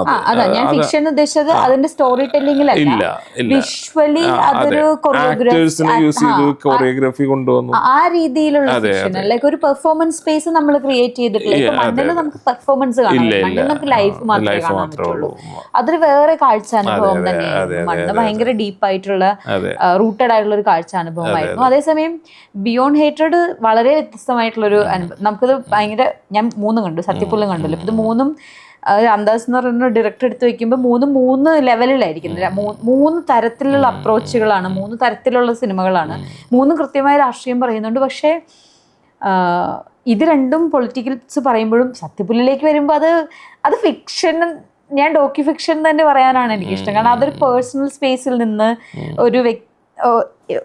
ഒരു പെണ്ണിന്റെ ഉള്ളിലുള്ള ഒരു കവിതകൾ ഞാൻ കേൾക്കണു. അതേസമയം മറ്റേ അല്ലേ കാഴ്ചകൾ കാണുന്നു, വളരെ പേഴ്സണൽ ആയിട്ടുള്ള ആശയങ്ങളിലൂടെ വളരെ വലിയ രാഷ്ട്രീയത്തെയും വളരെ വലിയൊരു ക്യാൻവാസിന്റെ പൊളിറ്റിക്സ് നമ്മൾ പറഞ്ഞു വയ്ക്കുന്നുണ്ട്.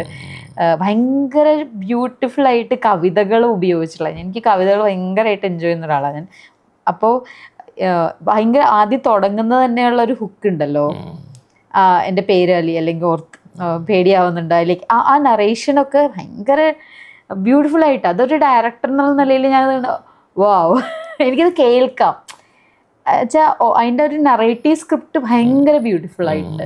അപ്പം അവിടേക്ക് എത്തിയപ്പോൾ അത് കുറേയും കൂടി ഫിക്ഷനിലേക്ക് എത്തി എന്നുള്ളൊരു സ്പേസിലാണ് ഞാൻ കണ്ടത്, മണ്ണിന്ന് ഇങ്ങോട്ടുള്ളൊരു ജേർണി എന്നുള്ളത്. അങ്ങനെ അത് നമ്മൾ ഇങ്ങനെ ഒരു സബ്ജക്റ്റും ഡിമാൻഡ് ചെയ്യുന്ന ഒരു ഫോം ഉണ്ട്. ഇപ്പൊ മണ്ണ് ഡിമാൻഡ് ചെയ്യുന്ന മണ്ണിനെ അങ്ങനെ ട്രീറ്റ് ചെയ്യാൻ പറ്റില്ല. മണ്ണ് പ്രത്യേകിച്ച് മണ്ണ് ഒരു വലിയൊരു മൂവ്മെന്റ് ആണ്. ആ മൂവ്മെന്റിനെ അങ്ങനെ അതങ്ങനെയാണ്, അതിനെ ഞാൻ ഇങ്ങനെ കൊണ്ടുവരാൻ പറ്റില്ല. ബിയോണ്ട് എൻ്റെ ഒരു പേഴ്സണൽ എക്സ്പീരിയൻസസ് കുറേ അതിനകത്തുണ്ട്. ബിയോണ്ട് എൻ്റെ ഒരു പേഴ്സണൽ സ്റ്റോറി കൂടെയാണ്. ബിയോണ്ട് ഒരു വളരെ സൂക്ഷ്മമായിട്ട് നോക്കിക്കഴിഞ്ഞാൽ അതിൽ അവസാനത്തെ കവിത ഞാൻ എഴുതുന്ന കവിതയാണ്. അപ്പോൾ അത് നമ്മളുടെ പറയാനുള്ള അതിലെ വരികൾ അങ്ങനെയാണ്. പേടി എന്നുള്ളൊരു സാധനത്തിന് ആ ഭയം എന്നുള്ളത്, ഇപ്പം പാമ്പിനെയും പഴുതാരയും തേളിനെയും ഒക്കെ പേടിയായിരുന്ന ഒരാൾ എഴുന്നേറ്റ് നടക്കാൻ തീരുമാനിച്ചു എന്ന് പറയുന്നൊരു സ്ഥലത്താണ് ആ കവിതയുടെ ഒരു സാധനം ഉള്ളത്. അപ്പം ഇത് നമ്മുടെ അകത്തൊക്കെയുള്ള പലതരം ഭയങ്ങളെയും അതിനെയൊക്കെ ആശങ്കകൾക്കകത്ത് തന്നെയാണ് അത് പോയി നിൽക്കുന്നത്. മണ്ണും ബിയോണ്ടും കഴിഞ്ഞ് സത്യപ്പള്ളിലേക്ക് വരുമ്പോൾ ഇത് 3 സിനിമയും തമ്മിലുള്ള ഒരു സാമ്യം, ഇന്ത്യയിലെ ഈ പറയുന്ന ഇപ്പം ചാതുരി ഇത് രാഷ്ട്രീയം പറയാമെന്ന് പറഞ്ഞതുകൊണ്ട് അപ്പോൾ അതുകൊണ്ട് അതെ അൺഅപ്പോളജറ്റിക്കലി രാഷ്ട്രീയം പറയാം എന്ന് പറഞ്ഞിട്ട് ഞാൻ ആ രാഷ്ട്രീയം കൂടി പറയുന്നു. അതായത് ഇന്ത്യയിലെ കഴിഞ്ഞ ഒരു 10 വർഷത്തെ ഹിന്ദുത്വയുടെ വളർച്ച നമ്മൾ കാണുന്നുണ്ട്.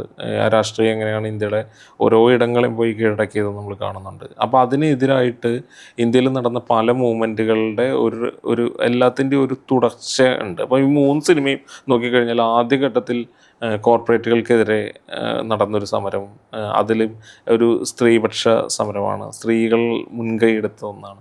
2ാം ഘട്ടത്തിൽ വരുമ്പോഴും അത് ബോഡിയിലേക്ക് മാറുന്നുണ്ട്. അതായത് ജെൻഡർ പൊളിറ്റിക്സ് മണ്ണ് ബൈനറിയിലാണ് കാണുന്നത്. സ്ത്രീ പുരുഷൻ പെമ്പിള വരുമെന്ന് അതിൻ്റെ പേര് തന്നെ സമരത്തിൻ്റെ, പെണ്ണുങ്ങൾ എന്ന് പറയുന്ന രീതിയിൽ ഒരു വളരെ ജെൻഡർ അതിൽ വളരെ ഇതാണ്. അതുപോലെ തന്നെ പാർട്ടി എന്നൊക്കെ പറയുന്ന സാധനങ്ങളെല്ലാം അതിൽ ഇന്ന പാർട്ടി അതങ്ങനെ തന്നെ വളരെ ഈ മറ്റേ കൃത്യമാണ്. അത് ഇന്നതാണ് എന്നുള്ള രീതിയിൽ തന്നെ ക്ലാരിറ്റി ഉണ്ട്. മാത്രമല്ല നമുക്കത് കൃത്യമായിട്ട് ഇതാണ് ഇന്ന നേതാവ്, ഇന്ന ആള്, ഇന്നത് അങ്ങനെ തൊട്ട് പറയാൻ പറ്റുന്ന രീതിയിൽ വ്യക്തത ഉണ്ട് അതിനെ. ബിയോണ്ടിലേക്ക് വരുമ്പോഴേക്കും ഫ്ലൂയിഡിറ്റിയിലേക്ക് വന്നു. കാരണം സ്ത്രീ മുന്നേറ്റത്തെ നമ്മൾ എടുത്തു നോക്കിയാലും ആദ്യം വരുന്ന ഫെമിനിസ്റ്റ് മുന്നേറ്റം 2ാം ഘട്ടത്തിൽ എത്തുമ്പോൾ ശരീരത്തിൻ്റെ രാഷ്ട്രീയം വെച്ചും കൂടി നമ്മുടെ 2020 ഇട്ടിട്ട് പറയാൻ തുടങ്ങുന്നത്. അതായത് സ്ത്രീ മാത്രമല്ല പുരുഷന്മാരും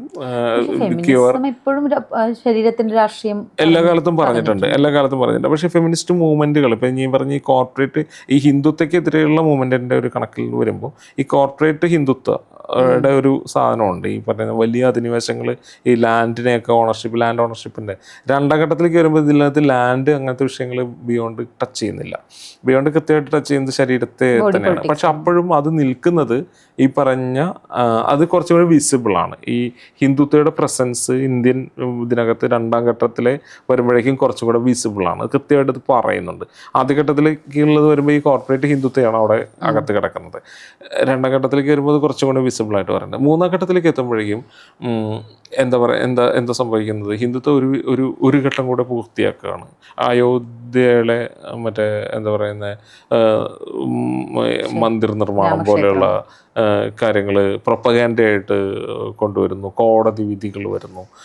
ഇന്ത്യയുടെ രാഷ്ട്രീയ ഭൂപടത്തിൽ തന്നെ വലിയ രീതിയിൽ സിനിമ കാണിക്കുന്ന പോലെ തന്നെയുള്ള കൾച്ചറൽ സ്പേസിലേക്കും അല്ല ഭയങ്കര പൊളിറ്റിക്കലി വലിയ രീതിയിലുള്ള വിസിബിലിറ്റിയിലേക്ക്, നേരത്തെയുള്ള വിസിബിലിറ്റി തന്നെ, പക്ഷെ ഇനിയും ആരും ചോദ്യം ചെയ്യാൻ ഇല്ല എന്നുള്ള രീതിയിലുള്ള വിസിബിലിറ്റി തന്നെ അക്വയർ ചെയ്യുന്നുണ്ട്. അപ്പോൾ അത് മനുഷ്യരിലേക്ക് എത്തുമ്പോഴുള്ള ആശങ്ക,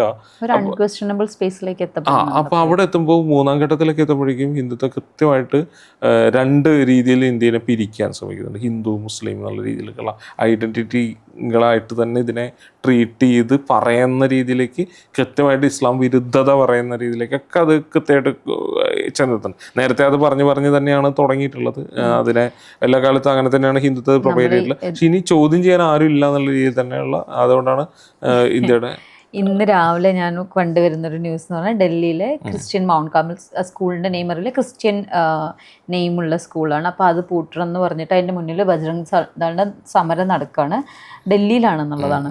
അപ്പോൾ അവർ പറയുന്നത് ഒന്നെങ്കിൽ ഇതിൻ്റെ പേര് ശ്രീറാം അങ്ങനെ എന്തെങ്കിലും ആക്കണം, അല്ലാന്നുണ്ടെങ്കിൽ ഗോശാല ആക്കണം എന്നാണ് പറയുന്നത്. സ്കൂള് വേണ്ട. ഇത് ഇന്നലെയോ ഇന്നോ ഞാൻ കണ്ടിട്ട് വരുന്നൊരു ന്യൂസാണ്. അപ്പോൾ അവിടുന്ന് ഇസ്ലാമും മാറിയാവും. ഇതിപ്പോൾ ഇതുവരെ നമ്മൾ പൊതുവെ ഒരു ഇസ്ലാം വിരുദ്ധത എന്നുള്ള സ്പേസ് മാത്രമായിരുന്നു കൂടുതലും അപരവൽക്കരണം എന്ന് പറയുന്നത് എല്ലാം ഞങ്ങളുടേതല്ല. ഈ ന്യൂനപക്ഷങ്ങൾ വേണ്ട എന്നുള്ളതാണ് ഹിന്ദുത്വയുടെ നിലപാട്. ഹിന്ദുത്വ ഭൂരിപക്ഷമാണ് ഇതിൽ തന്നെ. ഇസ്ലാം നേരിട്ട് ഞാൻ പറയുന്നത് ക്രിസ്ത്യൻ കമ്മ്യൂണിറ്റി ഇന്ത്യയിൽ ആക്രമിക്കപ്പെടുന്നുണ്ട്. ഇപ്പോൾ മണിപ്പൂരും ഒക്കെ തീർച്ചയായിട്ടും നമ്മുടെ മുമ്പിലുള്ള ഉണ്ട്. പക്ഷേ എന്താന്ന് വെച്ചാൽ ഇപ്പോൾ എന്താ വെച്ചാൽ ഒരു അപര ശത്രുവിനെ ആദ്യഘട്ടത്തിൽ ഹിന്ദുത്വം നിർമ്മിച്ചെടുക്കുന്നത് മുസ്ലിം എന്നുള്ള സ്വത്വത്തിനകത്താണ് ഉണ്ടാക്കിയെടുക്കുന്ന ഒരു സാധനമാണ്. ഇപ്പൊ അതെ ഇത് ഒരു ഘട്ടം മാത്രമാണ്. ഞാൻ പറയുന്നത് ഈ വലിയ അധിനിവേശത്തിന്റെ അകത്ത് ഇത് പല ഘട്ടങ്ങളാണ് സംഭവിക്കുന്നത്. അപ്പോൾ അതിനകത്ത് എല്ലാ ഇന്ത്യയിൽ മാത്രമല്ല സംഭവിക്കുന്നത്, ഇതിന്റെ അകത്തെല്ലാം വരുന്നത്. അപ്പം സത്യത്തിൽ കുറച്ചുകൂടെ ചെല്ലുമ്പോഴേക്കും ഈ ഇന്ത്യനെ മറ്റൊരു രീതിയിൽ മായ്ക്കപ്പെടുന്ന ഒരു ചരിത്രത്തെ സത്യത്തിൽ കണ്ടെടുക്കുന്നുണ്ട്. അതൊരു 1000 വർഷത്തെ ഇന്ത്യയുടെ മറ്റൊരു ചരിത്രത്തിലേക്കുള്ള ഒരു തീവണ്ടി യാത്ര. ആധാറില്ല എന്ന് പറഞ്ഞിട്ട് അവസാനം പറയുന്നത് ഐഡന്റിറ്റി കാർഡിലെ പേടിയില്ല, കാരണം ഖബറടങ്ങിയ ദേശം അല്ലെങ്കിൽ മരിച്ച രാജ്യത്ത് ഖബറടങ്ങാൻ ഉദ്ദേശിക്കുന്നില്ല എന്ന് പറഞ്ഞിട്ടാണ് സത്യപുല്ല് അവസാനിക്കുന്നത്. അതെ അതെ, അത് അൻവർ അലിയുടെ കവിതയാണ് ID കാർഡ് എന്നുള്ളത്. അത് മെഹബൂബ് ദാർവിഷിന്റെ പരസ്യ വിമോചന കവിയായിരുന്ന ഡാർവിഷിന്റെ കവിതയുടെ ID കാർഡ് എന്നുള്ള കവിതയുടെ തന്നെ അൻവർക്കയുടെ അതിൻ്റെ ഒരു എന്താ പറയുക സ്വതന്ത്ര വേർഷനാണ് ആ കവിത ഉള്ളത്. അപ്പം ഇതിൽ കവിതകളിലൂടെയും ഒക്കെ ഉള്ളൊരു ഇന്ത്യ സഞ്ചാരമാണ് സത്യപുല്ല്. അപ്പോൾ അത് കുറച്ച് എന്താ പറയുന്നത്, ഞാൻ ഈ 3 സിനിമയിൽ ഏറ്റവും സമയമെടുത്തും ഏറ്റവും എൻ്റെ പേഴ്സണൽ പെയിൻ ഉണ്ടായിരുന്ന 2 സിനിമയും സിനിമ സത്യത്തിൽ മണ്ണ് എൻ്റെ പേഴ്സണൽ പെയിൻ ചെയ്ത സിനിമയാണ്. ബിയോണ്ട് എനിക്ക് പേഴ്സണൽ ആയിട്ടുള്ള സങ്കടങ്ങളാണ് അതിനകത്തുള്ളത്. പക്ഷെ അതെന്നെ മുറിവേൽപ്പിക്കുന്നതിനൊക്കെ കൂടുതൽ ഞാൻ അതിനോടുള്ള റെസിസ്റ്റൻസ് ആണ് കുറേ കൂടി പേഴ്സണൽ റെസിസ്റ്റൻസിലേക്കും കൂടിയാണ് ബിയോണ്ട് വന്നിട്ടുള്ളത്. ഹീലിംഗ് ആണോന്ന് എനിക്കറിയില്ല. പക്ഷെ എനിക്കത് എന്താ പറയുന്നത്, ഒരു കാര്യത്തിന് എക്സ്പെരിമെൻ്റ് ചെയ്ത് കുറേ പറയാനുള്ള കാര്യങ്ങൾ പറഞ്ഞു വെച്ചിട്ടുണ്ട് അതിനകത്ത് എന്നുള്ളൊരു തോന്നൽ അതുണ്ട്. അത് ഇനി അത് പുറത്തെത്തിയിട്ടില്ല എന്നുള്ളൊരു സങ്കടം മാത്രമേ ഉള്ളൂ. കാരണം അതിനകത്ത് ഈ 10-17 ലക്ഷം രൂപയുടെ അടുത്ത് അതിൻ്റെ മേക്കിംഗ് കോസ്റ്റ് വന്നിട്ടുണ്ട്, ബോഡിയും ആർട്ടിസ്റ്റും ഒക്കെ വന്നത്. അപ്പോൾ എന്നെ സംബന്ധിച്ചിടത്തോളം ഫിനാൻഷ്യലി അത് എന്നെ അടിച്ചിരുത്തിയ ഒരു സിനിമയായിരുന്നു. ആ സിനിമയ്ക്ക് ശേഷം സിനിമയുടെ മേക്കിങ്ങിൻ്റെ ഒരു സമയത്തൊക്കെയാണ് ഞാൻ ജോലി വേണ്ടെന്ന് തീരുമാനിക്കുകയും കൂടെ ചെയ്യുന്നത്. അതിനുശേഷം പക്ഷേ സത്യപുല്ല് ചെയ്യുന്നുണ്ട്. സത്യപുല്ല് പക്ഷേ കുറച്ചും കൂടിയും എനിക്ക് ഒരു കാര്യം എന്ന് വെച്ചാൽ എനിക്കൊരു ക്യാരക്ടറുണ്ട്, രാഷിദ നസ്രിയ എന്നുള്ള ഒരു ക്യാരക്ടറുണ്ട്. അവളുടെ ഒരു ലൈഫ് ഉണ്ട്, അവളുടെ ഒരു ടെക്സ്റ്റ് ഉണ്ട് അവിടെ. അൻവർ അലി എന്ന് പറയുന്ന അൻവർ അലി എന്ന് പറയുന്ന ഒരു കവിയുണ്ട്, അൻവർ അലിയുടെ കവിതകളുണ്ട്, അതിൻ്റെ ടെക്സ്റ്റ് ഉണ്ട്, പ്രിമൈസ് ഉണ്ട്. ഈ ബിയോണ്ടിൽ അങ്ങനെ ഒരു പ്രിമൈസ് ഇല്ല, മണ്ണിലും അങ്ങനെ ഒരു കൃത്യമായ പ്രിമൈസ് ഇല്ല. മണ്ണിലൊരു ഇവൻ്റേ ഉള്ളൂ, ലൈഫുണ്ട്. ബിയോണ്ട് വരുമ്പം ഒരു പ്രിമൈസ് ഞാൻ സെറ്റ് ചെയ്യുന്നൊരു പ്രിമൈസാണ്. ഈ ബോഡി എന്നൊക്കെ പറയുന്നത് ഞാൻ സെറ്റ് ചെയ്യുന്നൊരു പ്രിമൈസാണ്. അപ്പോൾ അവിടെ ഡയറക്ടർ എന്നുള്ള രീതിയിലുള്ള എൻ്റെ ഒരു ഇത് രണ്ടിലും കുറച്ച് ഇതുണ്ട്. ഇവിടെ എന്താണെന്ന് വെച്ച് കഴിഞ്ഞാൽ എൻ്റെ ഉത്തരവാദിത്തം എന്ന് പറഞ്ഞാൽ ഈ ടെക്സ്റ്റ് കണ്ടെടുക്കുന്നതാണ് ഡയറക്ടർ എന്നുള്ള രീതിയിൽ ഞാൻ എടുക്കുന്ന ഒരു തീരുമാനം. കവിതകളും കണ്ടെടുക്കുന്നുണ്ട്. ഈ ടെക്സ്റ്റിനെ പ്രോപ്പറായിട്ട് ഇൻ്റർപ്രറ്റ് ചെയ്യുക എന്നുള്ളിടത്താണ് ഞാൻ സത്യപുല്ലിനെ കൊണ്ട് നിർത്തിയിട്ടുള്ളത്.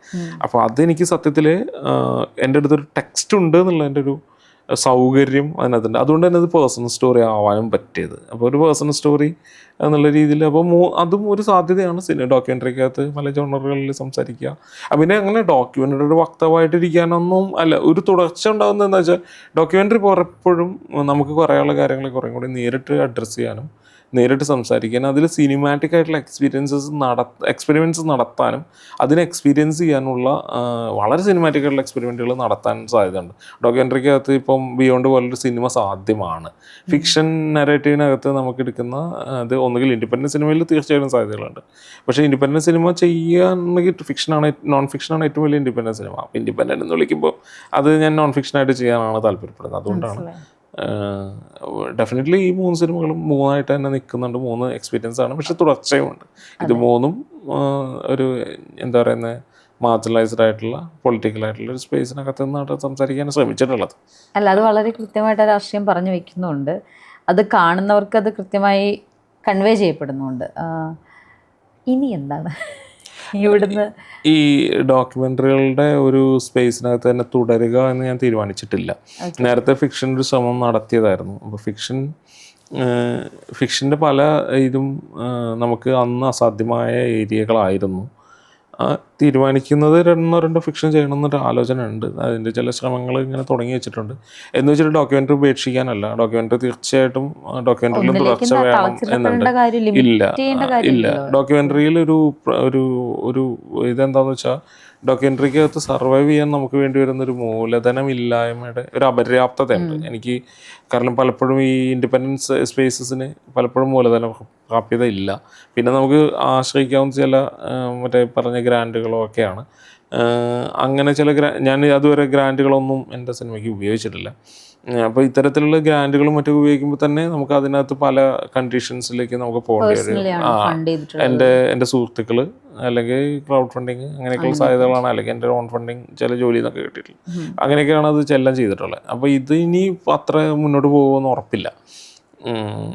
അപ്പോൾ അതുകൊണ്ട് ഞാനിങ്ങനെ സിനിമ അങ്ങനെ ലിമിറ്റ് ചെയ്തിട്ടില്ല. 1-2 സിനിമ ചെയ്യണം. ഫിക്ഷൻ ചെയ്യുകയാണെങ്കിൽ അത് കൂടുതൽ ആളുകളിൽ എത്തുന്ന തരം ഫിക്ഷൻ ചെയ്യുക. ഇൻഡിപെൻഡൻറ്റ് സിനിമ എന്നുള്ള രീതിയിലകത്ത് ഞാൻ ഡോക്യുമെൻ്ററി കണ്ടിന്യൂ ചെയ്യുക. ഇങ്ങനെയാണ് ആലോചനകൾ. ഇതും ഈ പറഞ്ഞില്ലേ, ഈ സന്ദേഹിയായിട്ടുള്ള ഒരു മനുഷ്യനായതുകൊണ്ട് ഒരു കാലത്തും ഒരു ഉറച്ച തീരുമാനങ്ങൾ എനിക്ക് ഉറപ്പുണ്ടായിട്ടുള്ളത് ചെയ്യണ സിനിമയിലുള്ള സാധനങ്ങളുടെ ഉറപ്പ് മാത്രമേ ഉണ്ടായിട്ടുള്ളൂ. ജീവിതത്തിൽ അങ്ങനെ വലിയ ഉറപ്പുകൾ ഒരു കാലത്തും ഇല്ല. ജീവിതത്തിന് ഉറപ്പില്ല. ഈ ഉറപ്പിലകത്ത് നിന്ന് പോവുക എന്നുള്ളൊരു ഉറപ്പുമില്ല. ആ ഉറപ്പില്ലായ്മ ഇങ്ങനെ പോകുന്നു. അതെൻ്റെ ഒരു എന്താണ് അതിൽ സാധ്യമാവുക എന്നുള്ളത് നോക്കുക എന്നുള്ളതേ ഉള്ളൂ. ചെയ്യാൻ പറ്റുന്ന വളരെ ഫുൾഫില്ലിംഗ് ആയിട്ടില്ലേ? ഞാൻ സത്യത്തില് നമ്മളിപ്പോ ഇങ്ങനെ ലൈഫിന് ഫുൾഫിൽമെന്റ് എന്ന് പറയുന്നത് ഇഷ്ടമുള്ള കാര്യം ചെയ്യാൻ പറ്റുക. ഇപ്പൊ സ്ട്രഗിൾ ചെയ്തിട്ടുണ്ട്, ഇല്ല എന്നല്ല. പക്ഷെ ഒരുപാട് പേര് ഇതുപോലെ ആഗ്രഹിക്കുന്നുണ്ടാവും. പക്ഷെ എത്ര പേർക്ക് അത് നടത്തിയെടുക്കാൻ പറ്റുമെന്ന് രാംദാസ് നടത്തിയെടുത്തിട്ടുള്ള ഒരാളാണ്. അത്യാവശ്യം ഓഡിയൻസ് കണ്ടിട്ടുള്ള ഒരാൾ. സിനിമ ഓക്കെ, ഇന്ന സിനിമയുടെ ഡയറക്ടർ എന്ന് പറഞ്ഞാൽ അറിയാൻ പറ്റുന്ന ഒരാളാണ്. അപ്പോൾ ആ രീതിയിലാണ് ഞാൻ വേറെ അച്ചീവ്മെന്റ് സ്പേസ് അങ്ങനെയല്ല. ഇത് എല്ലാ കാലത്തും സാധ്യമായത് ചതുരി എൻ്റെ കൂടെ ഉണ്ടായിരുന്ന മനുഷ്യന്മാരുടെ ബലം കൊണ്ടാണ്. അത് എല്ലാ കാലത്തും മനുഷ്യർ കൂടെ നിന്നിട്ടുണ്ട്. ഇപ്പോൾ മണ്ണ് ചെയ്യാൻ തുടങ്ങുമ്പോഴും എൻ്റെ കൂടെ ആളുകൾ ഉണ്ടായിട്ടുണ്ട്. മണ്ണ് ആ വിഷയമായിട്ട് ബന്ധപ്പെട്ടിട്ട് അവിടെ അതിൻ്റെ അനുഭവങ്ങളിലുള്ള മനുഷ്യർ എൻ്റെ കൂടെ ഉണ്ടായിട്ടുണ്ട്. ബിയോണ്ട് ചെയ്യുമ്പോഴും ക്രൂ മെമ്പേഴ്സും ഒക്കെ ആയിട്ടുണ്ടായിരുന്നു. ഇങ്ങനെ മനുഷ്യർ കൂടെ നിൽക്കുന്നതുകൊണ്ട് മാത്രം സാധ്യമായിട്ടുള്ള ഒന്നാണത്.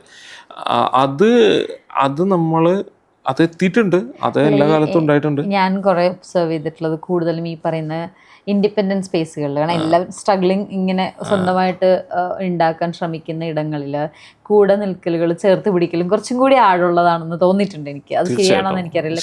ഒരു കൊമേഴ്ഷ്യൽ സ്പേസിനേക്കാളേ, കാരണം ഇവിടെ ബിസിനസ് അല്ല മോട്ടിവേറ്റ് ചെയ്യുന്ന ഒരു കാര്യം. അപ്പോൾ ആ ചേർത്ത് പിടിക്കലുകൾക്ക് കുറച്ചും കൂടി ഒരു ആഴമുണ്ട്, കുറച്ചും കൂടി ഒരു അതായത് എല്ലാവരും ഇല്ലായ്മയുടെ അകത്തുനിന്നാണ് പലരും, അല്ലെങ്കിൽ ഇല്ലായ്മയുടെ അകത്തുനിന്നോ ചെയ്യണമെന്നുള്ള തോന്നലുകളുടെ അകത്തുനിന്നോ ഇത് നമ്മൾ പറയേണ്ട രാഷ്ട്രീയമാണ്, നിലപാടാണ്, അല്ലെങ്കിൽ പറയേണ്ടതാണ്, നമ്മുടെ കൂടെ കഥയാണ് എന്നൊക്കെയുള്ള തോന്നലുകളുടെ അകത്തു നിന്നാണ് മനുഷ്യർ കൂടെ നിൽക്കുന്നത്. അത് വളരെ വളരെ ജെന്യൂനും വളരെ ഇതായിട്ടുള്ള തോന്നലാണ്. അത് എനിക്ക് പറയണം. അപ്പോൾ ഞാൻ പറയുന്നില്ലെങ്കിൽ ഞാൻ പറയുന്ന ആളെ കൂടെ നിൽക്കണം എന്നുള്ളതാണ്. അതിനകത്ത് മറ്റു തരം താല്പര്യങ്ങളോ മറ്റു തരം സാമ്പത്തികങ്ങളോ വേറെ കാര്യങ്ങളോ ഒന്നും ആളുകളെ അത് ഇതാക്കുന്നില്ല. എന്ന് വെച്ചിട്ട് പൂർണ്ണമായിട്ട് അങ്ങനെ നിൽക്കാനും എല്ലാ മനുഷ്യർക്കും പറ്റിക്കൊള്ളണമെന്നില്ല. പറ്റാത്ത ആളുകളോടും ഞാൻ എന്തായാലും പറയുക ഇങ്ങനത്തെ ഒരു സ്പേസിൽ ഇനിയിപ്പോൾ എനിക്ക് കൊമേഴ്സ്യൽ സ്പേസിനെ പറ്റി അതിൽ പറഞ്ഞ പോലെ ജഡ്ജ് ചെയ്യാൻ അറിയില്ല. കാരണം ഞാൻ കൊമേഴ്സ്യൽ സ്പേസിനകത്ത് ഇതുവരെ വർക്ക് ചെയ്തിട്ടില്ല, അതുകൊണ്ടാണ് അത് അറിയാത്തത്. ഞാൻ പറയുന്നത് മനുഷ്യർ എല്ലായിടങ്ങളിലും ചേർത്ത് പിടിക്കുകയും നിൽക്കുകയും ഒക്കെ ചെയ്യുന്ന മനുഷ്യർ എല്ലാ കാലത്തും ഉണ്ടായിട്ടുണ്ടാവും തന്നെ ഞാൻ വിചാരിക്കുന്നത്. എല്ലാ ഇടങ്ങളിലും ഉണ്ടായിരിക്കും. ഇപ്പോൾ ജോലികൾക്കിടയ്ക്കും തൊഴിൽ സ്ഥാപനങ്ങളുടെ അകത്തൊക്കെ ഇത്തരത്തിലുള്ള ചേർത്ത് പിടിക്കൽ മനുഷ്യരുണ്ടായിട്ടുണ്ട്. ഇപ്പം എൻ്റെ അമ്മയുടെയൊക്കെ ജീവിതത്തിൽ ഞാൻ കണ്ടിട്ടുണ്ട്. അമ്മയുടെ ഒരു പെൺ സൗഹൃദങ്ങൾ ഞാൻ എപ്പോഴും വളരെ ഭംഗിയായിട്ട് കണ്ടിട്ടുണ്ട്. പലപ്പോഴും നമ്മുടെയൊക്കെ ക്രൈസിസിനെയൊക്കെ അപ്പോൾ അതൊക്കെ അവരുടെ തൊഴിൽ സ്പേസിൽ നിന്നുണ്ടായിട്ടുള്ള സൗഹൃദങ്ങളാണ്, നാട്ടിൽ നിന്നും ഉണ്ടായിട്ടുള്ളത്. അപ്പോൾ ഈ പറഞ്ഞ പോലെ നമുക്ക് എന്തും ഇപ്പോൾ ഞാൻ പറയുന്നത് കൊമേഴ്സ്യൽ സ്പേസിനകത്തും സ്ട്രഗിൾ ചെയ്യുന്ന മനുഷ്യർക്ക് ചേർന്ന് നിൽക്കാനൊക്കെ അവിടെയും പറ്റുന്നുണ്ടാവും. ഞാൻ അങ്ങനെയൊന്നും വിചാരിക്കുന്നില്ല. കാരണം ഞാനതിനെ ജഡ്ജ്മെൻറ്റലാക്കി സമീപിക്കാൻ ആലോചിക്കുന്നില്ല. കാര്യം അവിടെയും സാധ്യമാകിയിരിക്കാം. പക്ഷെ അതിൻ്റെ ഒരു മോട്ടീവ് എങ്ങനെയായിരിക്കും എന്നുള്ളത് അറിയില്ല. പക്ഷേ മനുഷ്യരെ ചൂഷണം ചെയ്യുന്ന ഒരു സ്ഥലത്ത് അത് സാധ്യമാവില്ല എന്നാണ് വിചാരിക്കുന്നത്. ഹയറാർക്കി പൊളിയേണ്ടതുണ്ട്, ഹയറാർക്കി ഇല്ലാതെ ആവേണ്ടതുണ്ട്, ഹയറാർക്കി പൊളിയേണ്ടതുണ്ട്. സിനിമ കുറെ കൂടി ഇതാവേണ്ടതുണ്ട്. മനുഷ്യർക്ക് കുറച്ചുകൂടി തുല്യത കാണുന്ന, ഈക്വലായി കാണുന്ന ഈ ഹയറാർക്കി അത് ഇപ്പോൾ ഡയറക്ടർ എന്ന് പറയുന്നത് ഡിക്റ്റേറ്റർ ആവേണ്ട ആവശ്യമില്ല. എല്ലാ മനുഷ്യർക്ക് അവരുടേതായിട്ടുള്ള സ്പേസ് കൊടുക്കുന്ന ഒരു സ്ഥലമായി നിൽക്കേണ്ടതുണ്ട്. പലപ്പോഴും ഈ കൊമേഴ്സ്യൽ സിനിമ പലപ്പോഴും ഈ ലാഭം, അമിത ലാഭം, ഇപ്പോൾ ഈ പറയുന്ന ഈ 100 കോടി 500 കോടി 50 കോടി എന്നൊക്കെ പറയുന്നത് സത്യത്തിൽ ശരിക്കുള്ള സിനിമേനെ കില്ല് ചെയ്ത് കളയുന്ന ഒരു കാര്യമാണ്. കാരണം ഈ ഓവർ ആയിട്ടുള്ള ലാഭം ഉണ്ടാക്കാനുള്ള പ്രഷറിൽ എത്ര ഈ ഒരു സംഗതി വലിയ രീതിയിലുള്ള ഒരു ക്യാപിറ്റലിസ്റ്റ് ഒരു ഫോഴ്സാണ്, മൂവ്മെൻ്റ് ആയിട്ടാണ് അത് ഉണ്ടാവുന്നത്. അപ്പോൾ ഈ ക്യാപിറ്റലിസം മനുഷ്യർ അമിത ലാഭം ഉണ്ടാക്കുന്നവർ മാത്രം വിജയികളായി പ്രഖ്യാപിക്കപ്പെടുന്ന ഒരിടത്ത് കൂടുതൽ ലാഭം, ഇപ്പോൾ ദുരന്തർ 1500 കോടി കളക്ട് ചെയ്യുന്നു. അപ്പം കൂടുതൽ ലാഭം ഉണ്ടാക്കുന്ന സാധനങ്ങൾ കൂടുതൽ നല്ലതായി വാഴ്ത്തപ്പെടുക, അല്ലെങ്കിൽ സക്സസ് എന്ന് പറയുന്നത് ഈ ലാഭത്തെ കണക്കാക്കുകയോ ചെയ്യുന്നുണ്ട്. അത് ശരിക്ക് അതാണ് കൊമേഴ്സ്യൽ സിനിമ ഉണ്ടാക്കുന്ന അപകടം. ഒരു പക്ഷേ അതിനകത്ത് ജോലി ചെയ്യുന്ന മനുഷ്യരെക്കാൾ ഈ രീതിയിൽ പ്രൊമോട്ട് ചെയ്യപ്പെടുമ്പോൾ ഈ മത്സരത്തിൽ ഓടിയെത്താനായിരിക്കും എല്ലാ മനുഷ്യരും ശ്രമിക്കുന്നത്. അപ്പം നമ്മൾ ആ മത്സരത്തിനകത്ത് എവിടെ നിങ്ങൾ പ്ലേസ് ചെയ്യപ്പെടുന്നു എന്നുള്ളതാണ് ചലഞ്ച് എന്ന് വന്നു കഴിഞ്ഞാൽ അത് ശരിക്കുള്ള സിനിമയ്ക്ക് ഭയങ്കര അപകടകരമായ കാര്യമാണ്. ഈ 100 കോടി 50 കോടി 500 കോടി ക്ലബ്ബുകൾ എനിക്കറിയില്ല അതെങ്ങനെയാണ്. പക്ഷെ അത് സിനിമയ്ക്ക് വളരെ ദോഷം ചെയ്യുന്ന ഒരു സാധനമായിട്ടാണ് ഞാൻ പറയുന്നത്. ലാഭം ഉണ്ടാക്കണമെന്നോ അതിനകത്ത് മനുഷ്യർ സർവൈവ് ചെയ്യേണ്ടതെന്നൊന്നും അല്ല. സിനിമയുടെ മാനദണ്ഡമായിട്ട് 100-50 കോടി മാറുന്നത് അതൊരു ബെഞ്ച്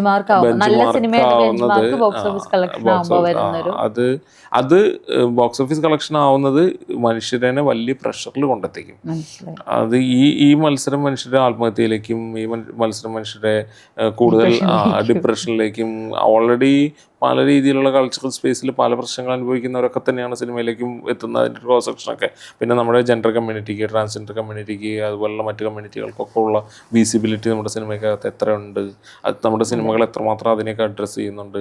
ഇപ്പം ഇനിയിപ്പോൾ നമ്മൾ തന്നെ നാളെ കൊമേഴ്സ്യൽ സ്പേസിനകത്ത് നിൽക്കുകയാണെങ്കിൽ നമുക്ക് പോലും അത് എത്ര അഡ്രസ്സ് ചെയ്യാൻ പറ്റും. അതെനിക്ക് കൾച്ചറൽ, എൻ്റെ ഒരു പൊളിറ്റിക്കൽ കൾച്ചറൽ ഡോക്യുമെൻ്ററി സ്പേസിൽ എനിക്ക് സാധ്യമായ സാധനങ്ങൾ അവിടെ ചെയ്യിക്കാൻ പറ്റുമോ, ഇതൊക്കെ ഉണ്ട്. അപ്പോൾ ഇതിനകത്ത് ഇതൊക്കെ കൂടി എല്ലാം കൂടിയിട്ടാണ് ഞാൻ പറഞ്ഞത്. ഇതിനകത്ത് കൃത്യമായൊരു ചോദ്യോത്തരം ഒന്നും ഇല്ല, സാധ്യതകൾ അതെ അത്ര ചെയ്യാൻ പറ്റട്ടെ. Fingers crossed. അതുപോലെ അത്തരം ആത്മബന്ധങ്ങളും ഡീപ്പ് കണക്ഷൻസും ഒക്കെ എല്ലായിടങ്ങളിലും കണ്ടെത്താൻ പറ്റട്ടെ. ഇപ്പം ചെയ്യുന്നൊരു കാര്യം എന്ന് വെച്ചാൽ കുറച്ച് ഇൻഡിപെൻഡൻറ്റ് സിനിമകളെ സെപ്പറേറ്റ് എടുത്ത് ഹെൽപ്പ് ചെയ്യാനായിട്ടുള്ളൊരു ശ്രമം ഇപ്പോൾ നടത്തുന്നുണ്ട്.